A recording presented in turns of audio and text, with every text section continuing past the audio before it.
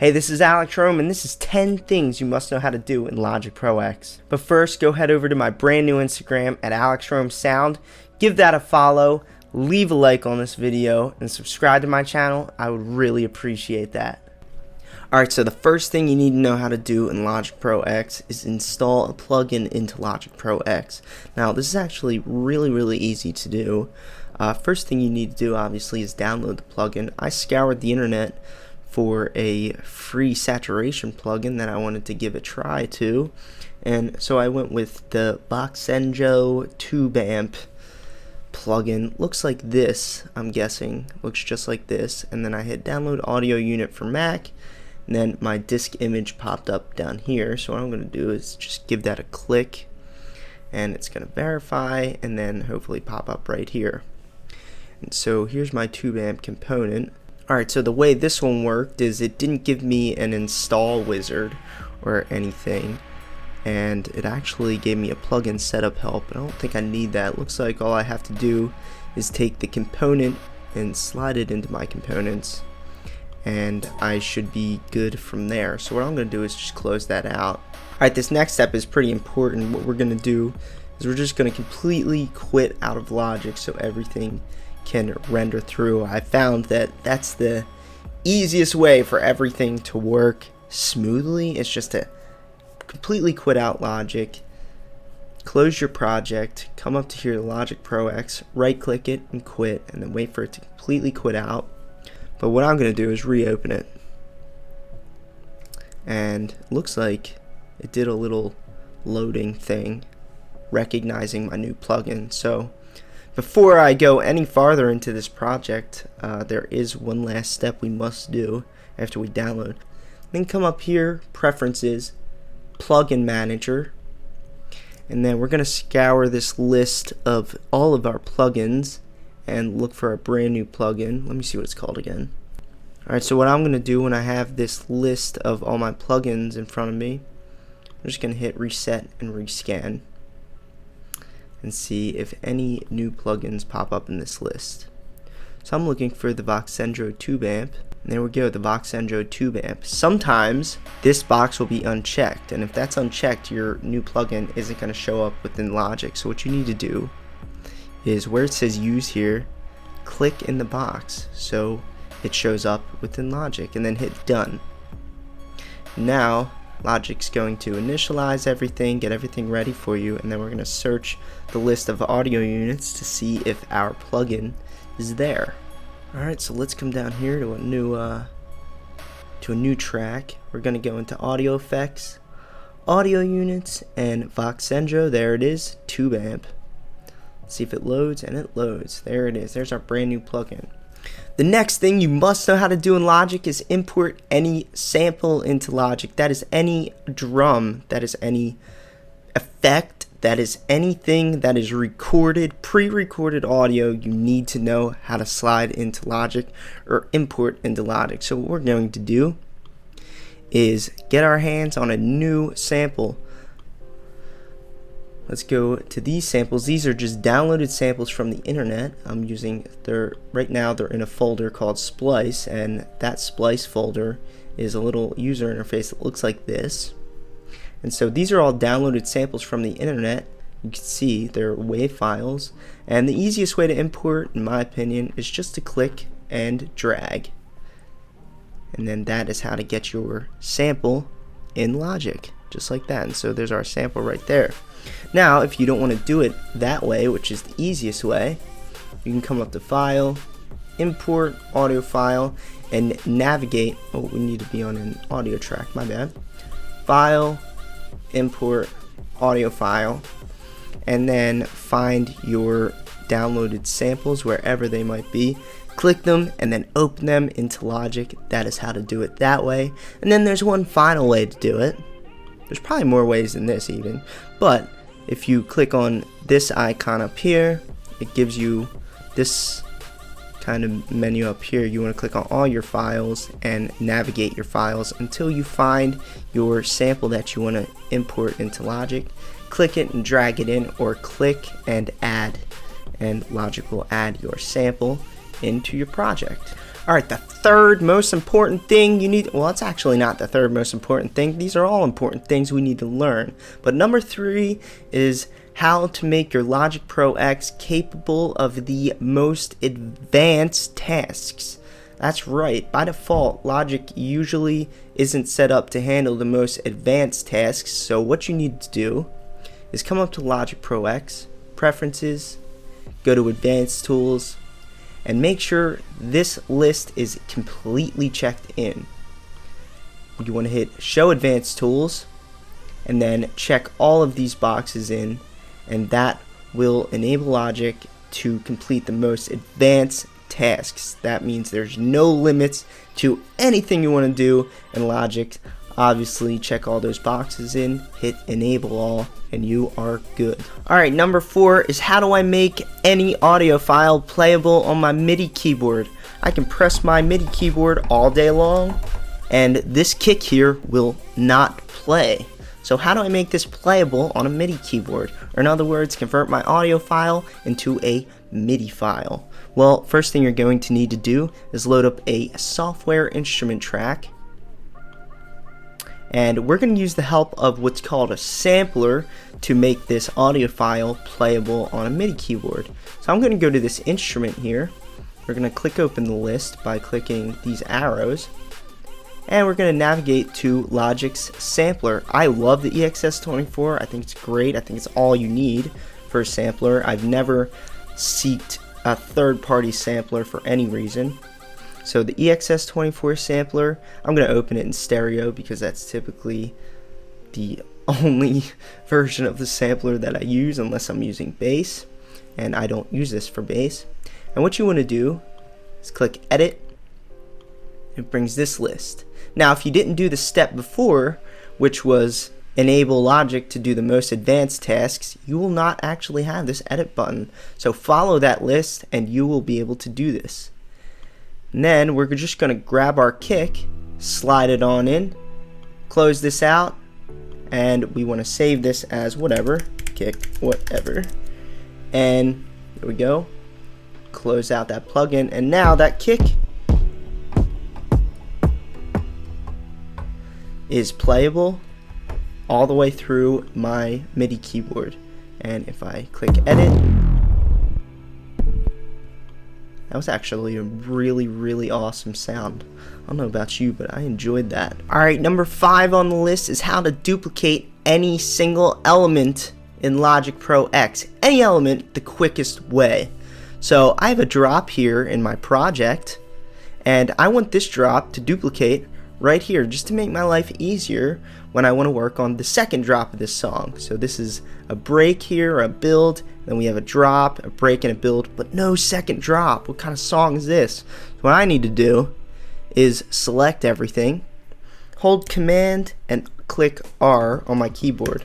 Command plus R, and then we have everything duplicated right to the next available open spot within Logic. So that is one way to do it. But then there's another way to duplicate things, and you can duplicate notes like this, regions, pretty much anything. I'm going to take this, hit Command C on my keyboard, and this one's a little bit more technical on how to tell Logic where to paste. You need to grab this marker and show Logic horizontally where to paste, and then you need to click the point at which on the vertical scale where you want to paste this entire drop. So this is going to be the top of my drop like this, and then horizontally my marker is telling Logic to paste right here. So let's hit Command V. Now we have our drop pasted nicely. If we slide this marker here and we want to paste here, bang, just like that. Alright, the next thing I'm going to show you how to do is change the time of the grid. This helps with stuttering hi-hats. This helps with any time you need to write a quicker sequence of notes than your grid is currently allowing. So I'm going to show you what I mean. Let's go into, I actually don't have any hi-hats in this project here, but I do have notes in this hi-hat, or do have notes in this project, not hi-hat. I don't have notes in this hi-hat. So if I click this, brings open a nice grid like this. and I'm capable of making a note that is this size. But what if that's not small enough? What if I need it to be this size? Well, I'll show you how to do that. Come up to this thing right here, this little meter or whatever, this display. You want to go to custom.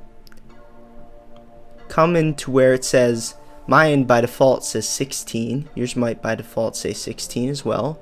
If it doesn't, don't worry. Come into here, and the highest we can go, the highest time that the grid will show is 64ths. And there you go. That's how to make these as small as they could possibly be. Now, I'm saying that because if we go to 128, the grid doesn't actually display 128, which is odd. It gives you that option here, but it doesn't show it, which is weird. So 64, which is 1/64th, is the smallest this grid will display, but it's plenty fast enough. 1/64th is plenty fast enough. You shouldn't need to go faster than that, but if you do, you can always just do that and squeeze some notes in between there.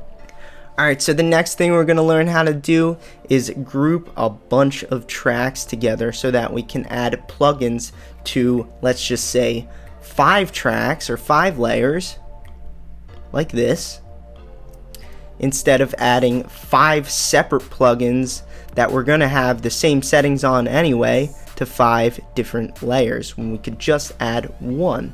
So what you would want to do, let's hypothetically say I want to sidechain 5 of these layers here. So I'm going to hold command, click, click, click, click. Then I'm going to right click,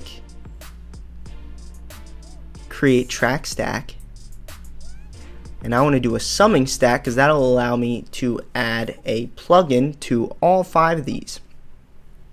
So like I said, hypothetically I want to sidechain all 5 of these plugins. Now I could just add a sidechain compressor to each and every one of these layers, or now that we're in a track stack, I can add one compressor and sidechain all of these layers at the same time. And that is the easiest way to do it right there.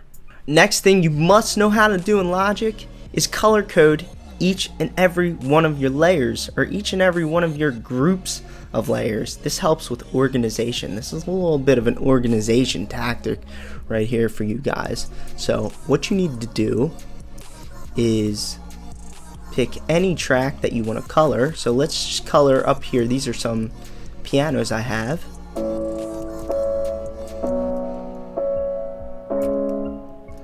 Just like this, and I want to take these pianos and I want to add a nice color code to them. So let's just take this region and this region, right click, and assign track color. Let's give these a nice pink color. Bang, like that. But look at all this. This is all still that ugly green color, that dead grass color that we don't want. I guess that's not really a dead grass color, but whatever. So what you want to do to color these according to whatever you have here is right click these regions when you have them all selected, right click them, and what you want to do is name and color regions by track. Bang, just like that. You can't even imagine the crazy color schemes you can have your project looking like, and this is really just something that's pretty to your eyes, but it definitely helps with the organization of the track and could help with workflow if you're an organized person unlike me. Alright, the next thing we're going to learn how to do is add reverb or any effect to a large group of tracks. Now the reason you would do this is, if you notice I said reverb, it's because reverb a lot of the times has to be uniform throughout your track, which means you have to have the same reverb settings on every single track that needs reverb, or every single layer that needs reverb, so that your entire track sounds uniform, everything sounds like it's in the same space, and no reverbs are clashing in the mixing stage. So let's just say I need to add reverb to every single layer here besides the kick and bass. So what I need to do is I need to get rid of all the default buses on every single track.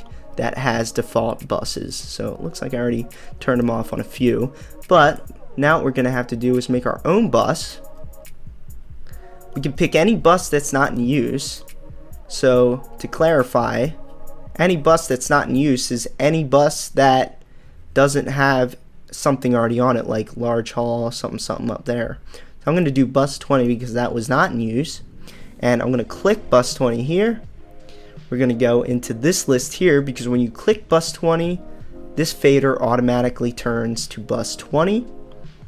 We're going to add reverb, space designer.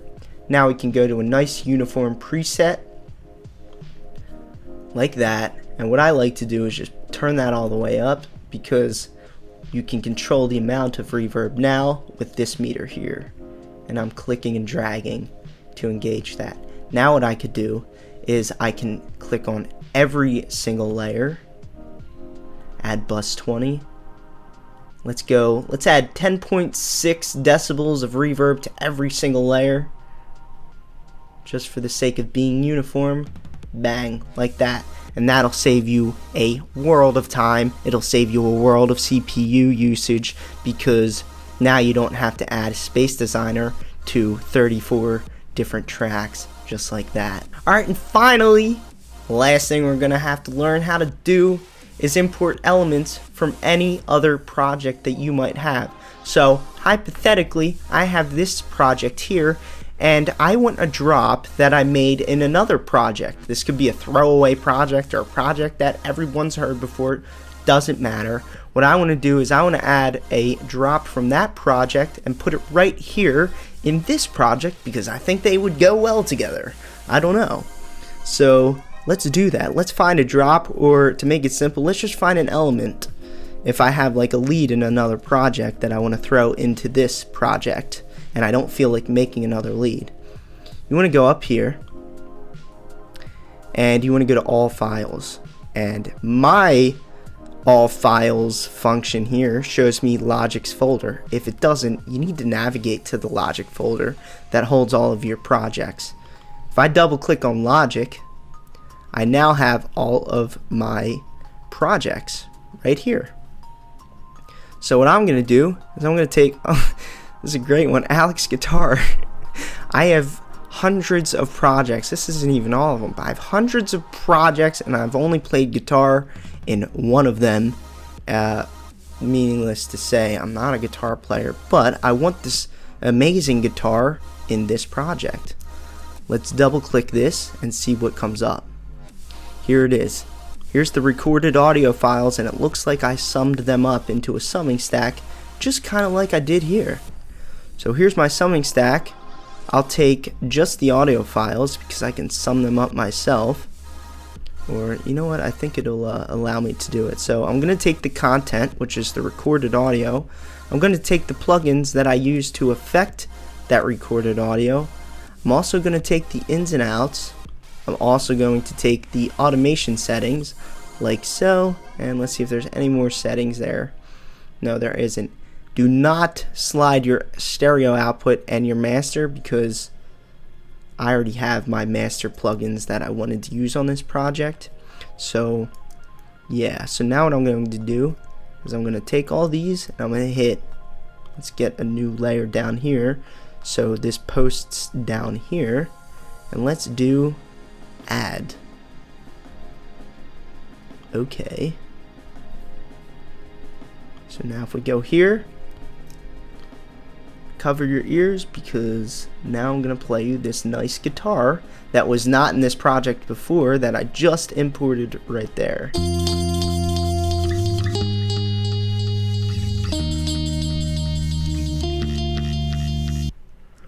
Just like that, and there's my shitty guitar in this project right there. So that is 10 things you must know how to do in Logic Pro X. Go ahead, follow my Instagram at AlexRomeSound. Leave a like on this video if you took any value from it, and subscribe to my channel. I would really appreciate that. I'm Alex Rome. Stay tuned for some more awesome stuff.